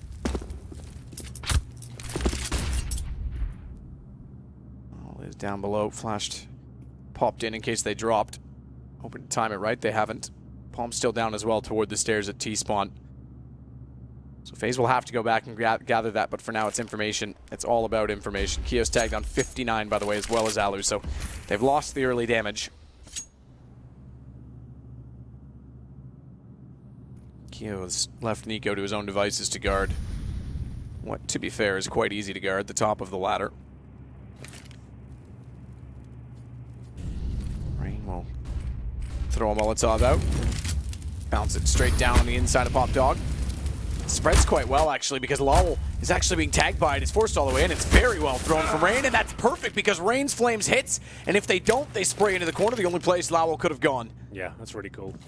I like that a lot. 5 and 4 now, still low HP. This could fall apart for FaZe, but we're finishing off towards inside. As I normally said, Carrigan, he's towards Ivy, trying to do what he can, but Rain hitting shots once again. It's up to Oscar now, the AWP rotates in, needs to find something here. I think Alex spotted him and hits him as well. Nearly gets the kill all the way through. Oscar, AWP still in play as Dennis took down Alu. Bomb planted. Point for FaZe if they can hold the post plant positions. Chris J is going to make that harder. And he's going to rotate all the way back through CT at this point, or is he considering the save? I think he is. He must be. That's an interesting call with Oscar so close and so much on the line. Chris has called for it. Oscar's going to miss another shot. I was going to say, if you got another kill, giving them a real chance. He's got to run. He's got to book it. With the AWP, they're going to be chasing him down. That's a weird call from Chris. I have to say that's very early. It is very early. With Oscar in that position, you're absolutely right. He just gets one kill, at least being CT spawn, ready to strike if required. Rain with 3 kills there. I thought we had a few more twists and turns in that round, but that's going to be a match point now for FaZe. Oh, they got him. He was in the open. Took the AWP down as well. That's a disaster. They still have 6k for Dennis. He'll probably drop the AWP over. Still not looking too good now. 1 round away. FaZe will be 1 and 1. mousesports will be 0 and 2. Pressure is on. 2 to take us to overtime here. Now, of course, for the AWP. Final buy comes in. UMP for Robs, Famas for Lau. AK-47 for Chris J there. Love that play from FaZe. Getting towards inside after getting the first pick there.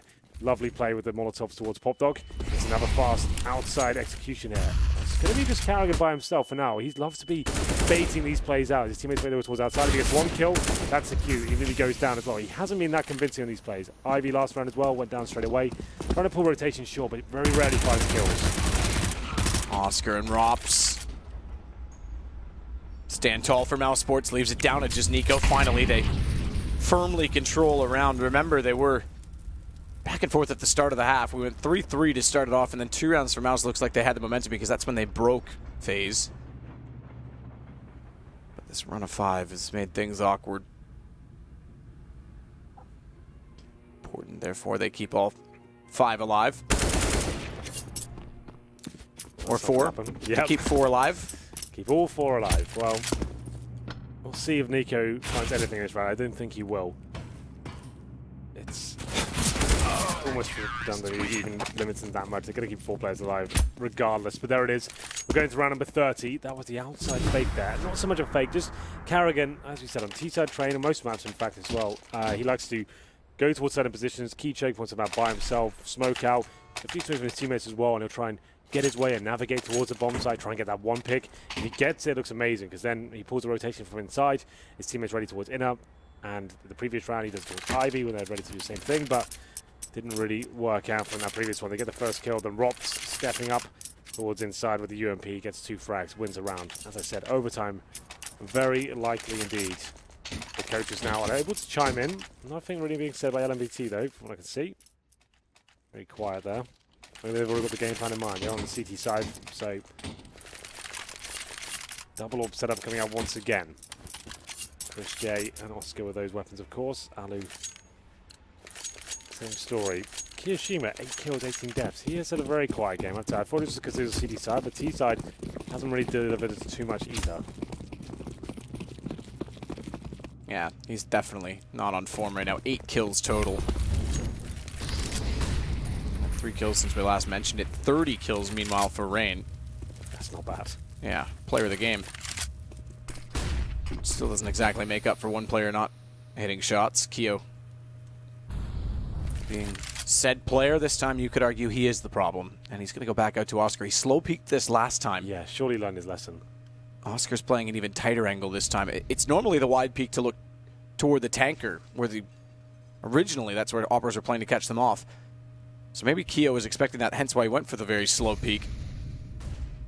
But you might be right in learning his lesson, because he's not going to go for it at all. He's going to wait for his team to be ready. Just thinking about it. Oscar hits this shot, and with Rops in the sight, Smoke's coming out. Overtime is a possibility. Smoke does come out. Oscar knows that his chances of finding anyone in that position are gone. Molotov, so they can't push through the smoke and take down Rops.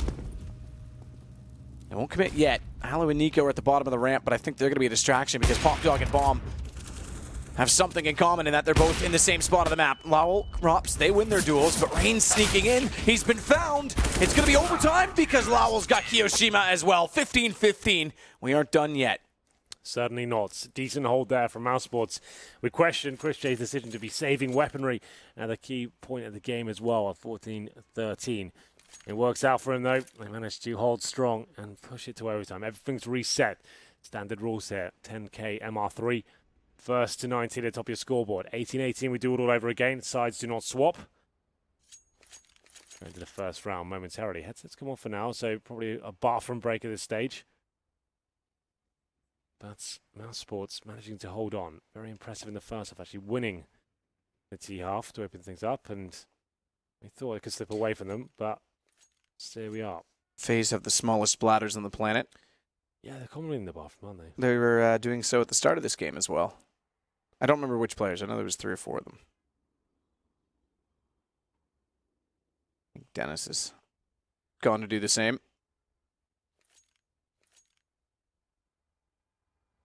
Not our first overtime in the major. I think we had one at least yesterday. Yeah, Mortals Astralis. Yeah, the last game of the day, of course. That's the way it always works. Yeah. 1917 for Astralis. They and SK both, if you want to call them the favorites, I would say with the form FaZe are in right now, those are the 2 front runners. Both struggled in their opening match. Yeah, absolutely. SK against Penta. Not the most convincing result for them. 16-13 in a game they arguably should have lost, considering how some of the rounds went down. Caldera bailing them out a few times. Very good performance from him, but I felt like Penta had control of that situation after going 10-0 down.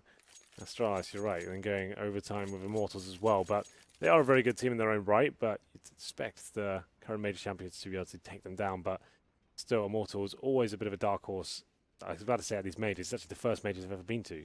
That's kind of a crazy thing to think. I've tried to qualify for 4 in total, I think, and only made it here. Yeah, that is actually shocking. But to have an overtime game against Astralis when they did arrive is not bad. No. I'm sure they wanted the better result, obviously. But yeah, that is... I mean, I think Heather Sapphire had really good footage. I think obviously PGL does as well from the production, but the emotion just from qualifying that we got out of that team. Yeah. About as emotional as I've seen a team get lately.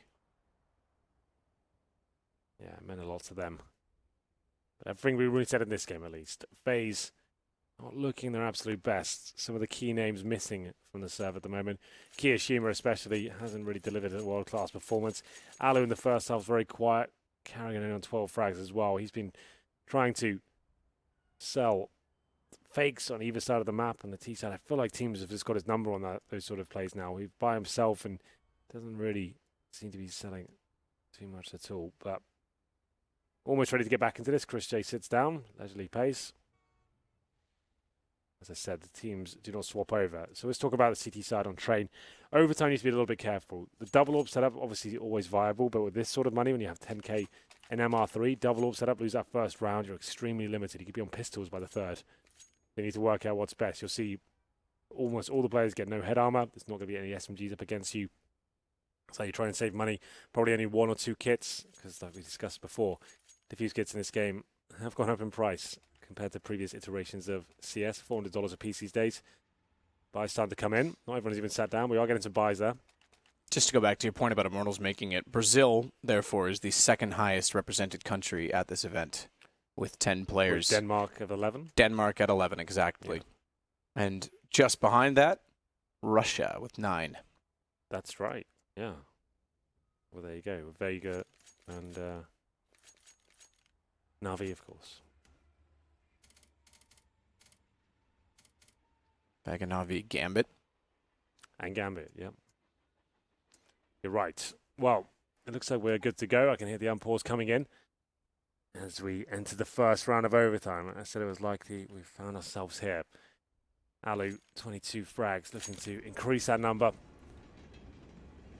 Double orb setup does come in, just a note as well. Chris J doesn't buy any grenades. That suggests he's going for a bit of a hero play here, Matt. He might be going pretty straight up push, knowing if he goes down, he doesn't want to invest in any sort of utility whatsoever. That decent spawn could push Ivy. Flip side is also in on the Russian. Yep, that's so right. They've got the four teams. Lots going on there. Chris J, fast play, you called it. AWP, he's going to go directly out to try and push. First round of overtime. FaZe woke up late and pulled this back, but it's not been convincing, and Chris does catch Kerrigan. First time they've pushed him all game, and it's now of all times. Time to go unorthodox, time to catch them off as Alu. He's going to work in front A main. T-side at AWP getting aggressive on entry. Bomb still waits back by spawn, so they have to get an equalizing pick. Spots one on the train. I think he may have been seen in return, so quick coordination, double peek. Lowell finds him from below the E-box. I like this from mousesports. We haven't seen much of that towards Ivy. Christian, like I said, getting no nades, meaning if he does go down, he doesn't lose $1,000. He knows he's going for that aggressive pick. If he gets it, great. That's worth not even having utility, right? He's got the AWP. He's fighting regardless. And it just saved him a bit of cash going forward a little bit deeper into this overtime. 5-on-3 now. Nico's still alive, though. Always going to be a dangerous factor for FaZe. PSG, maybe not so much. The way he's playing right now, I'd just be happy to get 1 kill. We'll see what happens. 5-on-3. Smoke's deployed. Flashbang's available still. He'll come in. He can find some kills in overtime. All will be forgiven him. 25 seconds remaining. The final point will be towards outside. Molotov deployed as well. Rain with the final flashbang. Surely someone's going to make the move here. Good flash out from Rain. Self-flash. Didn't land the first shot, but assessed the fact that it was behind the train and his spray was far. Went for the close target instead, so at least gets one that's traded. Nico, top train, finds Chris J, but he's all alone. He'll have to find 4 in the round if he wants to win it. Bomb down near the train in 13 seconds. There's no need to overcommit to the peaks. And as he gets closer, he's going to be flanked out by Dennis. Doesn't even need to get that far. 1-0 mousesports in overtime. 16-15 overall. Good job, mousesports, recovering the orbs as well. 3 players surviving. It's always a CT side where it's difficult to manage the economy. They did a very good job there. Slow approach from FaZe, a default if you like, just trying to get the key choke points under their control. Pushing towards Ivy, Christian to get that first pick. And they managed to get the second as well. I think it was Rops to pick that one up. 1-0 here. 3 rounds played on either half. So, orb for Alu once again. No one surviving the previous round, but see whether he can open things up. Might be a change of pace here. There's more players heading towards inside of Pop Dog. All 5 of the factors. This could be a full-on execution to kick things off here.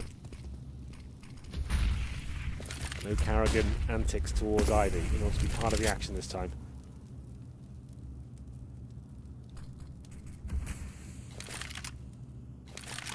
Hit B hard. Rops will be inside.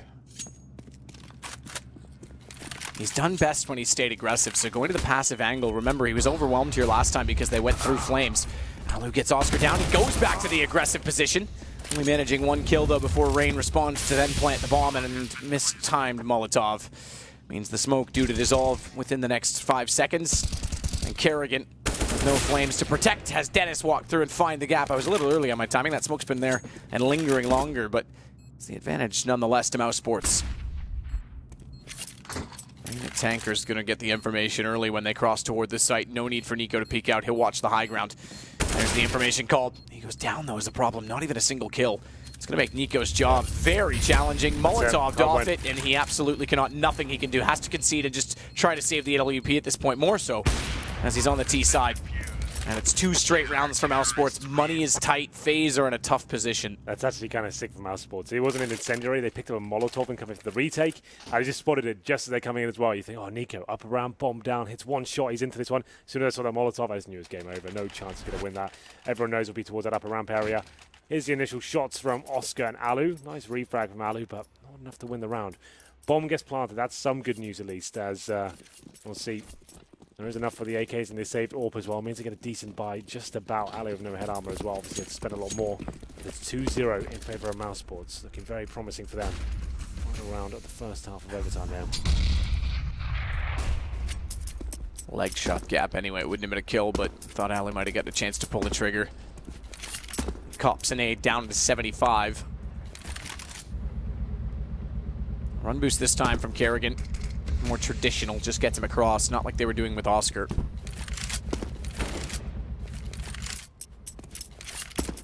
Alu making jump noises, has Chris getting closer. The double up opens again. Chris fires beside his teammate. Rain's in the corner. Molotov won't extend, but they watch it. Good shot, Rain. It's going to open him back up and allow him some room to wiggle, otherwise he was down and out. It would have been a 5 versus 3. It goes still the way of mousesports on the next kill as Dennis makes up for it. They have the site control. Bomb still back toward T-spawn. And no entrance from Kerrigan, who gets more aggressive at Ivy, but Oscar's going to play passively and hold the angle as he does get in position. Oscar on the AWP gets baited out by the shoulder. Kerrigan now knows he's there. Flames instead. Imagine Oscar goes backtracks to hold, and they'll get more aggressive on top. Trains inside so they can watch when he enters from Ivy, but still have eyes on Nico, who gets forced by the incendiary. It's 30 seconds to work with and only 2 left alive. Keo will at least catch off Chris J. A-Site still the target as bomb works in from A-Main. Kerrigan's the one to hold it, but Oscar is going to make Kerrigan the last alive, and Dennis finds him climbing up a ladder slowly. Great work by mousesports in its first half of overtime. 3-0 there. Decent rounds as well. FaZe Clan, they seem to have dropped off in that T-side. Where are the executions? Where was the assertive, faster players? All just defaults and getting picked off one by one. Really lackluster first half of them there. Not done quite yet, of course. They can still get the 3-0. No reason why they can't give mousesports the same treatment there. But mousesports, great stuff to kick things off as well. That first gun round, mixing things up. Chris J towards Ivy. He actually had a tremendous amount of shots in overtime there. Pushing in and is setting the tone for the half. 3-0. One round will do it for mousesports. As you'll see at the top. 18-15. It's first to 19 in this rule set. 18-18, we do it all over again. Let's get into the second half, though. We'll have a look at the buy for the CT side. Not going for the double orb that like mousesports did. Kerrigan can double orb with him, but not as known to be a superstar orb, but just decent enough. But there we go. Oscar looking towards the main entrance, seeing if anyone does dare pick from Ivy.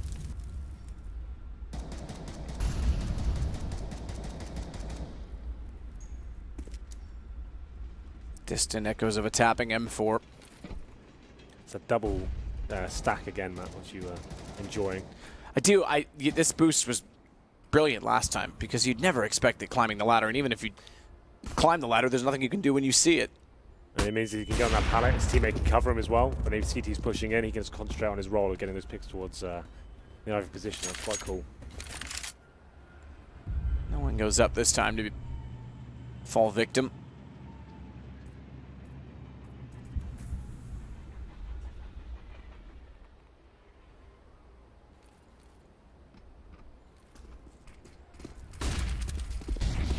Oscar heads in. Chris Molotov sandwich as Nico sits above the ladder. He won't be affected by the flames, but he won't have any movement. He won't be able to fall off until they extinguish. They have now, so first shot in. He can jump down, checks, baits the shot from the op, and he's going to push in Oscar, but watch the flank. Oscar hits it anyway. As Kerrigan actually moved into position to make sure no one could slip through sandwich. Chris goes the other way instead. It's Kiyoshima down. It's Alu and Kerrigan to try and save FaZe Clan. They might get swept 4-0 in overtime. They do pull one back. Ali with a quick shot, but he's stuck on a ladder. They know where he is. In the open, he finds one, but he's down to 56. It's an AWP from Oscar that won't hit a shot. It's the AK that looms large and makes the play. Erupts to get the kill. 19-15, and FaZe Clan are 0-2 at the major. Losing to Big yesterday, and now mousesports as well. FaZe not looking amazing form right now. That's another lackluster performance with some of the key names not turning up at all. And I feel like the overtime performance as well, the call's a little bit off. They experimented some of the fakes. This wasn't working out for them at all. Didn't see much in terms of like assertive execution or even fast rushes, allowing their star players to get out in the open and find those kills. Defaults. And it felt like mousesports were very comfortable with that and dictating the pace on the CT side. It shouldn't be happening like that. Disappointing for FaZe Clan. 0-2 now at the major, the event where it all really matters. Unacceptable. Everything else is to build up to this. And everything else went so well up until Cologne last week. We saw a little chink in the armor, and apparently that's been torn clean off. Yeah. This is unacceptable for them as a top 4 team. Someone that we think absolutely had a chance to win the whole event, and they have work to do. Kerrigan has to go back to the drawing board. These guys have to recover quickly. And a reverse sweep required of the Swiss system just to make the playoffs. Similar story from Cologne, isn't it? Had to go through on round number 5, and it's going to be a very similar situation if they make it through this tournament as well. I would say with double the amount of pressure. Yeah. All things considered, I think that the field here as well is extremely talented. I think that the teams that have made it through, I said it. I mean, look, I think there's undoubtedly we get a qualifying team into the playoffs in either G2 or Cloud9, but you know, Penta's looking good, Big's looking good. Everyone's a threat. There's no easy games, and FaZe are not up to the task right now. Well, I even said coming into this game, I kind of favoured mousesports a little bit there, and I guess you still call that an upset, even though we expected mousesports to win. You still can't really believe it when it actually happened. So we can talk about this all day, Matthew, but we'll throw it over to the panel to see their thoughts. Thank you very much, gents. Yes, Game 2 is concluded. Our commentary team will stay in place for Game number 3. It's the CIS Derby. Before then, we've got our panel members back to break it down from a very interesting match indeed. FaZe are 0-2. Who thought we'd be saying that on day 2? I'm sure these two gentlemen didn't. Natu, Jason? That's a surprise. This is quite a surprise. Yeah. Although, I mean, I guess we talked about FaZe just not looking good, at Cologne, and now even yesterday not looking good as well. I think this is just like, I didn't expect it to continue. I expected them to focus up, but this is a game where it just feels like they're missing something with teamwork. And I mean, let's start with the good things for mousesports, because they did actually just flat out win this game. They dominated a critical portion of the map, pretty much on both sides, but especially, I mean, this is perfect. Oscar on top of the server grabbing this pick. He did this all game long, was just taking out a defender, exploiting the map control it provides, and it's crazy how much attention FaZe gave it, in the sense that they've had Alu there with an AWP, they had Kerrigan helping out, they had Nico behind the green train just waiting to help out to set up a crossfire, and none of those setups worked. And when you lose Ivy and Ali as a portion of the map on your defense, that entire outer bomb site just breaks down. It really makes, no matter where else your teammates are playing in the entire outer bomb site, they're so susceptible to being pinched. It makes everyone feel uncomfortable. And outside of a couple heroic rounds, I mean, you have to say, Kerrigan and Kiyoshima, both of them in the 30s for ADR, which, I mean, it's just, they had some rounds where they had impact in terms of the kills they got at the right time, but just not really doing it at any kind of level to slow down attacks, not doing enough damage to help out their teammates, not good on rotations. That was a very rough performance for both of them. Yeah, we've seen a few performances, Natu, of players that have picked up huge kills, and yet they're on the losing side. We saw it yesterday with North. We've seen it again with Rain here, picking up 33 for FaZe and losing the match. Yeah, Rain has to be really frustrated. Once again, having a massive game. We spoke about this before the game. Train is a map where he really, really does excel. And once again, just being all over the place. But for me, like, the big issue on the first half is, first of all, you win the first round. You end up with 7 at half. And a lot of those 16 rounds were off of just miracle plays, like you were saying, Jason. The Kerrigan round. That Kerrigan in the smoke for 3 HP, going around, getting a kill on the box and towards the bomb site. And then I felt like Mouse never really had to even execute. Like, they would just pick apart that defense before there was anything that they really need to worry about, because FaZe was giving them so many unnecessary duels, left, right, and center. Nico going through aggressive in Ivy, for example, in a potential reset round, getting picked off. It's a 4-5. It's like you keep giving your opponents a lot of opportunities. But it's a fine line, obviously. These guys are super skilled. You kind of want them to be taking duels, but then you have to find that balance of, okay, if we are losing the battles early on, do we need to tone it down a little bit, trying to force our opponents to actually come to the bomb site to take the fight once they do? Because if you're not winning the duels, then you're just going to look dumb. And it was an inability to set up the crossfires from there, really, which hurt them. After, if you're not going to win the duels, you have to have those crossfires set up, and we didn't see him very much. And yeah, if Rain's not alive in this match the way he was, they probably don't even get close to overtime. As well, he did a great job of, while they lost control of Ivy on their CT side, when they switched over to T, Rain was a monster towards ladder. I mean, Lowell has to be having nightmares of Rain in this game. Will be having nightmares of Lowell had a great game outside of that as well, but just that matchup was really rough for him in the ladder. 21 deaths. I think 20 of those were to Rain. In that game. Anyway, let's catch up with the winning in-game leader and member of mousesports. Chris J joins us from the player area. Congratulations, Chris. That's a fantastic win. Is that the best win since you've taken over as the in-game leader? I would say so, yeah, I guess. I mean, it's certainly the most important one. I mean, what's more important than a major, right? Absolutely. And 2-0 now. Could you, in your wildest dreams... No, we're 1-1. Oh, are you? Yeah. Oh, you got him excited. Why have you done that? Well, damn it, Chris, for maths. Well, in Cologne, you're right. I was thinking it was a 1-1-1-1, but you're right. The thing is, in Cologne, we also went 2-0. So, I mean, that doesn't mean shit. No, that's true. It doesn't. We've still got a long road to go. Yeah. But that's a good performance overall.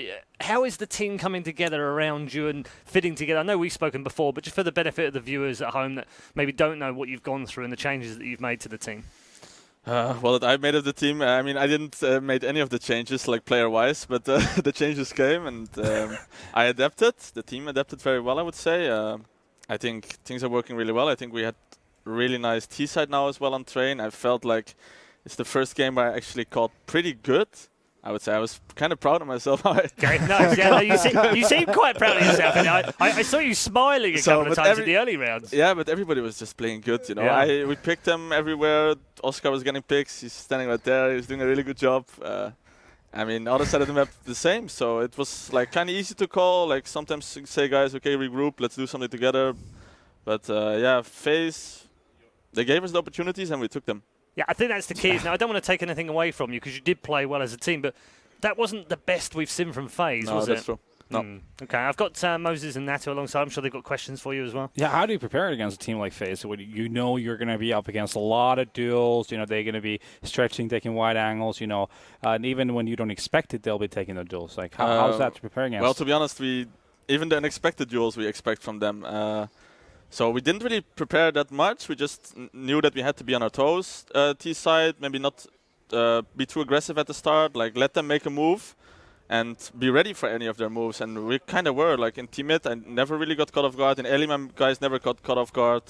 I think the same goes for like the guys inside and above pop. I mean, obviously FaZe sometimes got kills, but most of the time we came out ahead. So we didn't really prepare specifically for this map even, but we knew how to play against a team like FaZe, I would say. This is a map train you guys are now 3-0 on, but before the major qualifier you hadn't played it once. Is this a map that you guys like put specific work into to try and improve, or is it just something you kind of discovered that you're a strong team on? Yeah, we were just kind of practicing a lot of different maps, also train a lot, and train practices always went like way better than other maps, even though we were not really focusing on a map. We were like thinking, okay, Mirage, Cache, those maps are like our best maps, you know, but it didn't really turn out that way in practice and in officials, and we just figured, okay, let's start playing training official, and we just feel like super comfortable on CT side, T side. I mean, this game we were also really comfortable. I would say we were kind of disappointed with 8-7 only. I think we should have gotten at least 10 rounds, but yeah, both sides just feel really good. Everybody in the team wants to play the map, and it's important, I think. In a more general question, what's it been like for you transitioning into becoming an in-game leader? I always find it interesting the people who haven't done that role and are kind of thrust into the situation. I mean, I did the role before, like when I played with my Dutch teams, but it's a long time ago and obviously a very different level. But it's like really hard in a way, but then again, it's not so hard because I have like a really good coach. He's teaching me so much about it. I have extremely good teammates who I don't need to tell so much about how to do it. It's not like I'm saying, go here, go here, go here, stuff like that, you know, which I imagine a guy like Gobi is doing more in the sense that he's really setting out the plan for every guy in the team, nearly. And I'm giving the guys way more freedom, just trying to keep everybody together, keep everybody focused on doing things together. Yeah. I could actually ask a question for days. Just one more really quick one. There's always the theory of, should oppers be in-game leaders? And as someone who's an opper, have you found that's impacted you when you use that weapon at all? Or do you see any extra difficulty in the role when you have an AWP? I know you're kind of the secondary opper now. But yeah, that's the thing. On T side, I'm not the main opper. I think it would probably affect me, like especially the style of opping I used to play. It's like really aggressive and doing kind of random things. I cannot do some random things where I need to focus on my own crosshair and then at the same time call what the guys need to do, you know. So I think that wouldn't work out as well as it does now. CT side, it's like going well. It's not. I'm still calling CT side, but obviously less calling on the CT side than on T side. So and it depends. Like on train, I don't know. It's not like I need to say so much on CT side. Everybody, we just have our setups. I call maybe what setup I'm gonna play with LoL, and then it's outside. And during the round, I can just do my own thing, you know. You need to bust out that scout every now and again, Chris. We haven't seen any of that action. It's not many opportunities to bust out the scout, sadly. Yeah, you should just sit at the back. You're in-game lead. You didn't have to frag anyway, right? That's going well, so I'm good. All right, buddy. Well, take care. Well done today, and we'll see you tomorrow for day 3. Congrats, Chris. See ya. There we go then. Chris J and mousesports have won their first game. My apologies to him for building up his hopes after losing yesterday. It was a close game yesterday, though, gents, wasn't it? So forgive him for that one. But more importantly, I think perhaps great for mousesports. But let's take in the scoreboard and show you what happened in this game, because it tells a story all of its own. Kyoshima having a very bad game again. And it's not the first one. It's the second one in a row. And Rain, 33 for 23 on the scoreboard. In any other game, that wins a match, doesn't it? Hate to see it. More than likely. I mean, certainly they're not even close to being in this one. This is another one of those situations where you almost feel like Rain could get the MVP in this match, even in a loss. Yeah, he's been so critically important. Even if you go back to Cologne when they're in the semifinals against SK, he was really the only one that showed up. So of these past 2 events, Rain's come to play. It's just a question. Yeah, it's a question of the guys surrounding him at the moment. And I mean, we've touched on it these past 2 games of FaZe that we've analyzed. It's just there seems to be some kind of focus that's within this FaZe team at the moment that's not on team play. That's not on teamwork, you know, trying to retake before your teammates arrive, trying to do things a little bit too quickly, some very, very curious solo pushes at weird moments. So there's something, maybe it's communication. And definitely something off, though, isn't it? well could just be a lack of focus at the moment within the squad. Okay, MVP for this particular one is Rops. We picked him out. He's had 24-17, 80 ADR, and some pretty key kills throughout this one as well. When you look at this, this is a young man. He's 17 years of age, playing his first major in his second match ever. Not only does he pick up an MVP, and also an ace in this game as well.